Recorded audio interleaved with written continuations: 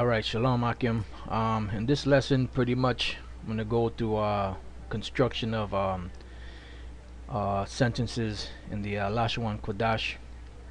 Just show you brothers a couple of basic things you could do when you are constructing a sentence, you know. And but before I get started, I just want to just point out one thing real quick.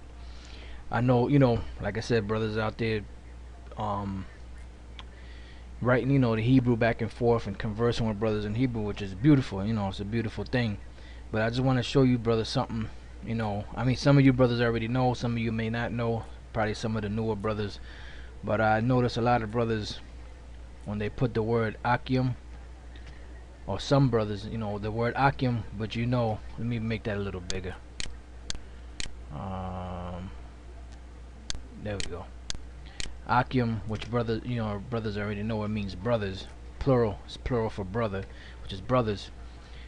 Like a lot of mistakes I see brothers make is they'll put Akims, because you're used to the English language, so whenever there's something plural, you always put an S at the end, but in the Hebrew you don't have to do that, because this right here, the yum at the end of a word makes it plural masculine, so it's already understood that it's plural and that it's masculine. You don't have to put the S at the end. I know you tempted to put it on there because of the English language, but you don't have to do that, because that's the incorrect way to do it, but this is the right way to do it. Akim, brothers. Okay, just a little something I noticed. I just want to address it. So now what we're going to do is I'm going to go and make a couple of sentences, and hopefully it'll edify you brothers on how to how to build a sentence. This is especially good for the more advanced brothers, and it's also good for brothers out there that's teaching the Hebrew, like the brother down in DC, Monagun. I know that brother does a lot of lessons in the Hebrew, and it can get a little tedious, going through these verses in the scriptures and trying to break down every word. So sometimes if you want to break it up a little bit, you could do other little things, like I said, this is for the teachers. We're going to start off with give you a couple of words, and we're going to construct a sentence. The first word I want to start off with is anya, which is I. Singular, when you're speaking about yourself. The second one is ra'ah, which is see. And the third one is bear, which is, I'm sorry, is dab, which equals bear, as the animal, the bear. And the next word, I'll just do a couple of colors. I'm gonna do black, which is shah war, and we'll do brown, which is shakam. I did it backwards again. So like it, brothers, just bear with me. Shaka war, which is black, and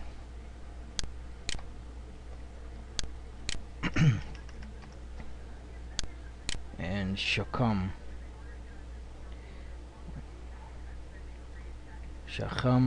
which is brown. Alright, now we have a list of words here.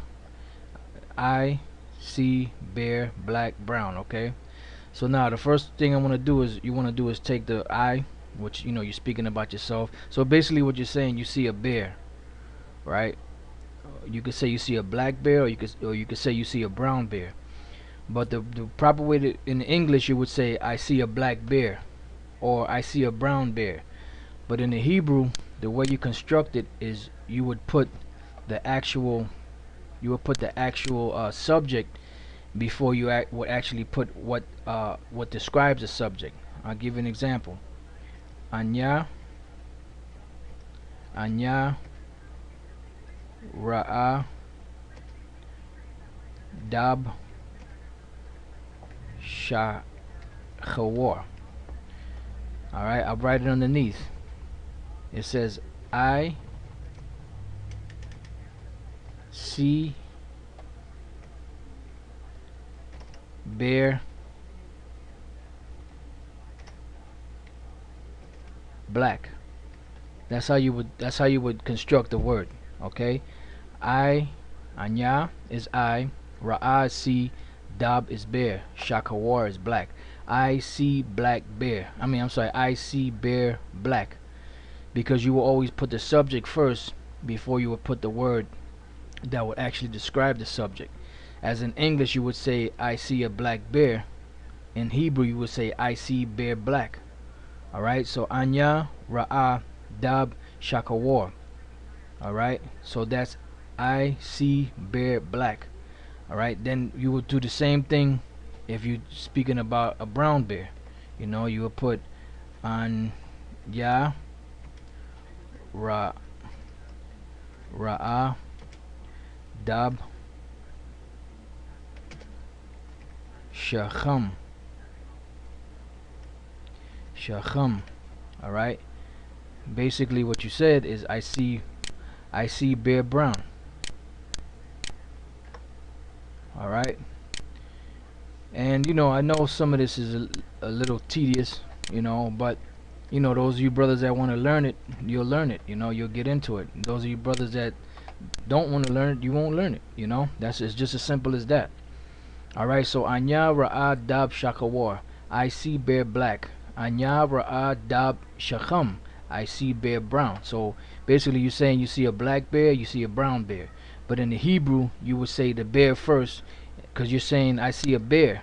But then you say, what type of bear am I seeing? I'm seeing a black bear. Or I see a bear. What type of bear? I see a brown bear. Or you could put, I see a vicious bear, or I see an angry bear, or I see a, so on and so forth. You will always put the subject first, which would be the bear. All right. Now, the next group of words would be same again. Anya, which is I.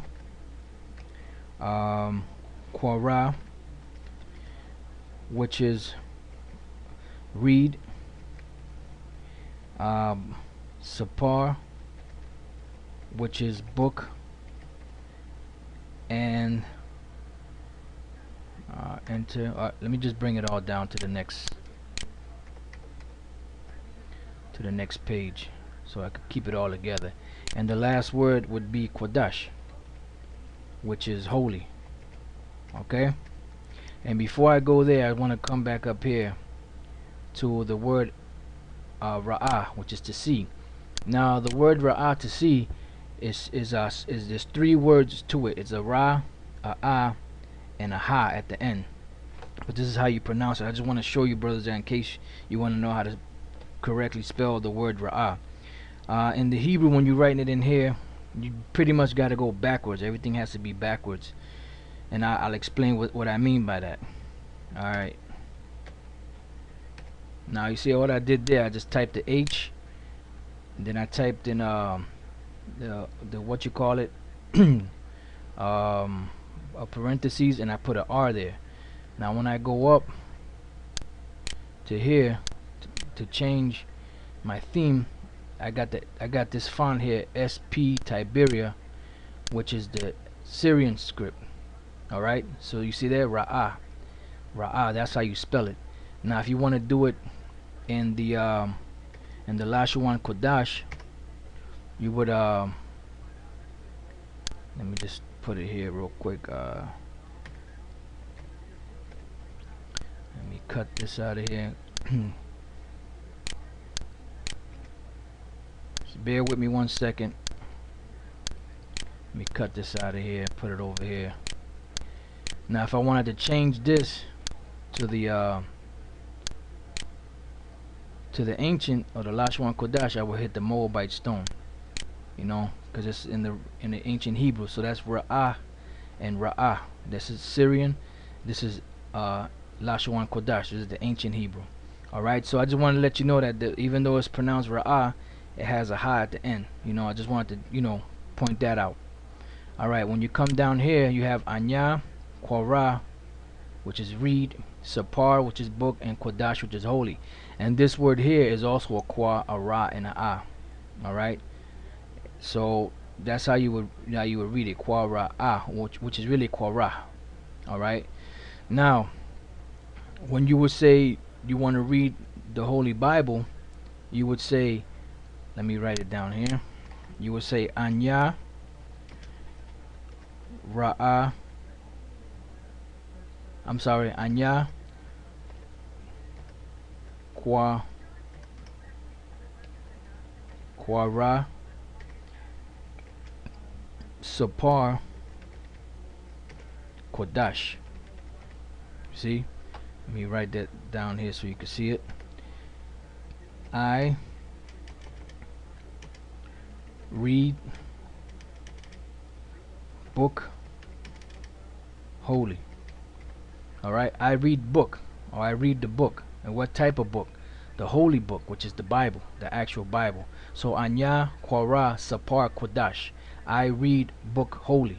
Remember, you always put the subject first, and then the word that describes the subject, whether it's a verb or adjective, whatever it is, you will put it after the word. Okay, after the subject.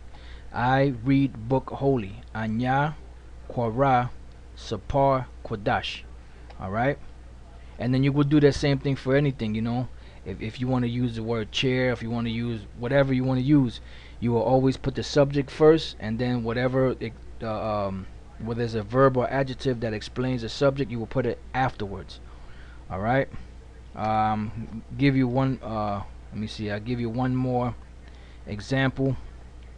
Another group of words here would be once again I'm gonna use Anya. Anya, which is I. I'm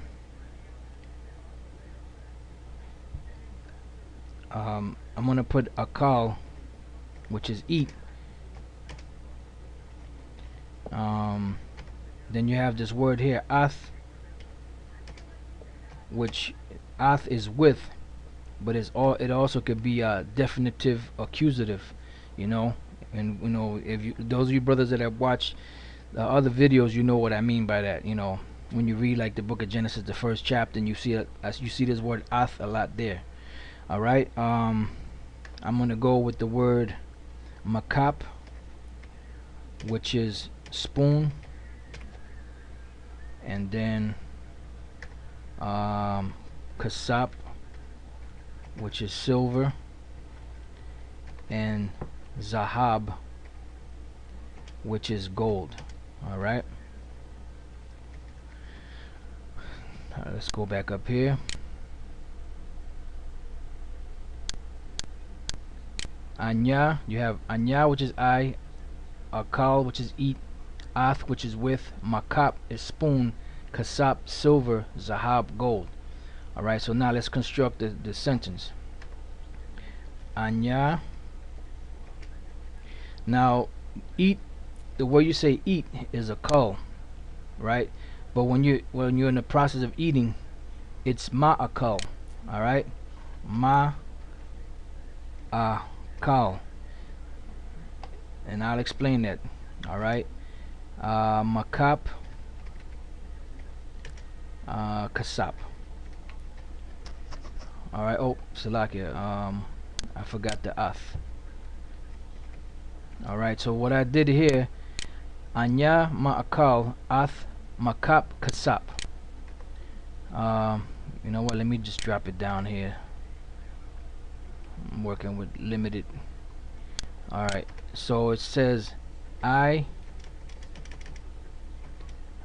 at the beginning of a word is of or from, right? And then the word akal is eat. Alright, that's when you write down the word eat, that's how you would write it down, you know, of or from, when you're putting it in a sentence. Ma'akal. I eat with spoon. What type of spoon? A silver spoon. Alright? I eat with spoon silver.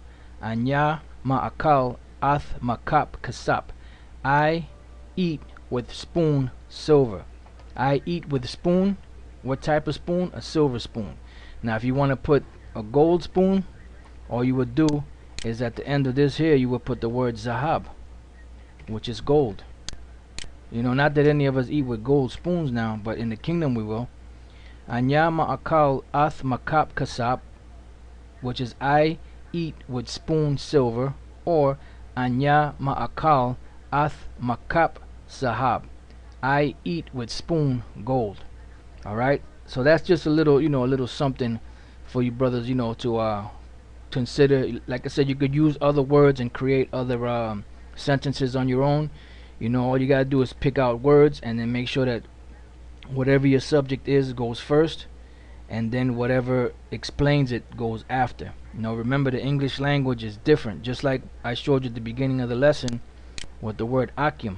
Some brothers put akyums, which that's not the correct way of writing it. And the reason why you do that, I understand the reason why you do that, because I used to do the same thing, is because of the English language. You know that the S at the end makes it plural, but you don't need that because the yum already makes it plural. All right. So with that, I'm gonna make this as end the lesson there. Hope you brothers learn something. Until the next time, I say shalom.